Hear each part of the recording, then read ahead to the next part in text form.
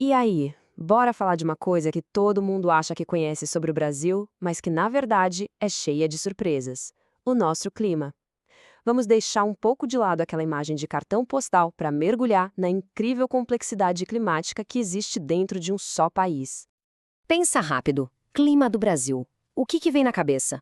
Provavelmente praia, sol, calor o ano inteiro, talvez carnaval. Acertei? Pois é, essa imagem de paraíso tropical não está errada, ela existe em muitos lugares. Só que ela é só um pedacinho da história. A realidade é muito mais diversa e fascinante. Para a gente ter uma ideia do que eu tô falando, olha só esse contraste. De um lado, Fortaleza, no Ceará. Quente o ano todo, com aquela seca bem marcada. O tropical clássico. Agora, do outro lado do espectro, Bom Jardim da Serra, em Santa Catarina. Invernos frios, chuva o ano todo e pode até nevar. Isso mesmo, nevar no Brasil. Como é que pode um mesmo país ter duas realidades tão opostas? Para entender essa diversidade toda, vamos imaginar que o clima do Brasil é tipo um painel de controle cheio de botões e alavancas. E tem três alavancas principais que, quando a gente mexe nelas, criam esse mosaico de climas. Bora conhecer a primeira? O primeiro botão nesse painel, e talvez o mais óbvio, é a latitude. O Brasil é tão comprido, tão gigante no sentido norte-sul, que ele começa lá na zona equatorial, onde o sol bate forte o ano inteiro, e desce até a zona temperada, que já tem as estações do ano bem mais definidas. Só essa distância já é a receita para uma variedade climática enorme. A segunda alavanca do nosso painel é a altitude. A regra aqui é bem simples, na verdade. Quanto mais alto, mais frio.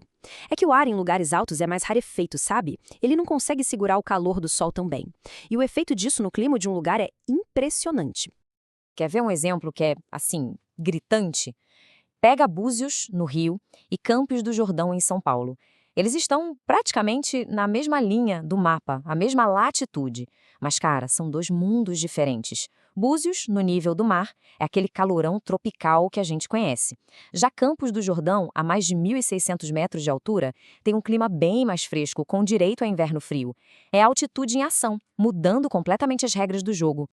E aí a gente chega no terceiro fator, que é um negócio super dinâmico: as massas de ar. Pensa nelas como se fossem rios gigantes e invisíveis flutuando na atmosfera, que carregam calor e umidade de um lugar para o outro. Elas são os verdadeiros motores que definem como vai ser o tempo e o clima no Brasil todo. E falando em rios no céu, olha só essa frase. Ela revela um conceito que parece ficção científica, mas não é: os rios voadores. É um fenômeno real, gigantesco e absolutamente fundamental para o equilíbrio do clima não só do Brasil, mas da América do Sul inteira. Mas como é que funciona esse negócio de rio voador? É mais ou menos assim. Primeiro, a floresta amazônica, com suas bilhões de árvores, funciona como uma bomba d'água, jogando uma quantidade absurda de umidade para o ar. Aí, as massas de ar pegam carona nessa umidade e a transportam para o sul. E, finalmente, essa umidade toda desaba em forma de chuva, regando a agricultura e enchendo os reservatórios de boa parte do país. A Amazônia literalmente exporta chuva. É surreal, né? Ok, então a gente já entendeu os porquês. A latitude, a altitude, as massas de ar. Agora vamos ver o resultado disso na prática. Vamos fazer um tour bem rápido por esse mosaico incrível de climas que esses fatores todos criam pelo Brasil. Olha só como essa combinação cria mundos totalmente diferentes. Lá no norte, tipo em Belém, temos o clima equatorial. É quente e úmido o ano inteiro, chove muito, não tem trégua. Já no nordeste, em Petrolina, é o semiárido. Quente também, mas com pouquíssima chuva e secas longas. E descendo lá para o sul, em Porto Alegre, o clima é o subtropical.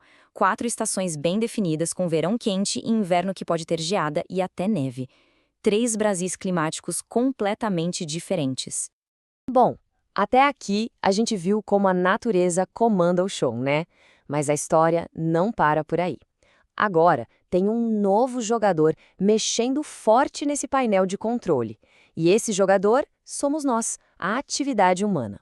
Sabe aquela sensação de que no centro da cidade é sempre mais abafado, mais quente? Então, nas cidades grandes, essa concentração de asfalto, concreto e a falta de vegetação criam o que os cientistas chamam de microclimas. O exemplo mais famoso são as ilhas de calor, onde a temperatura no meio da cidade pode ser bem mais alta que nas áreas rurais em volta. E essa diferença não é pouca coisa não, viu? Pode chegar a absurdos 10 graus Celsius. Essa pode ser a diferença de temperatura entre o centro de São Paulo, por exemplo, e um bairro mais arborizado na mesma cidade. É o nosso impacto no clima medido ali, no termômetro do dia a dia. E esse aquecimento não fica só nas cidades. Se a gente dá um zoom out e olhar o Brasil inteiro, o cenário é o mesmo. Os dados não mentem. A temperatura média anual vem subindo década após década. O pico foi em 2019, que se tornou o ano mais quente já registrado na nossa história. É um sinal de alerta que vai muito além da variabilidade natural do clima. Tá, e daqui para frente? O que a gente pode esperar? Bom, as projeções são bem sérias. Para a Amazônia, o risco é de savanização, ou seja, ela pode se tornar uma paisagem mais seca. O semiárido pode enfrentar secas ainda mais severas e as zonas costeiras, onde vive a maior parte da população, estão ameaçadas pela elevação do nível do mar. Cada bioma brasileiro tem um desafio enorme pela frente. E com isso, a gente volta para o nosso painel de controle. As alavancas da natureza, como a latitude e a altitude, continuam lá, claro. Mas agora tem essa nova força, a ação humana, mexendo nos botões com uma intensidade cada vez maior.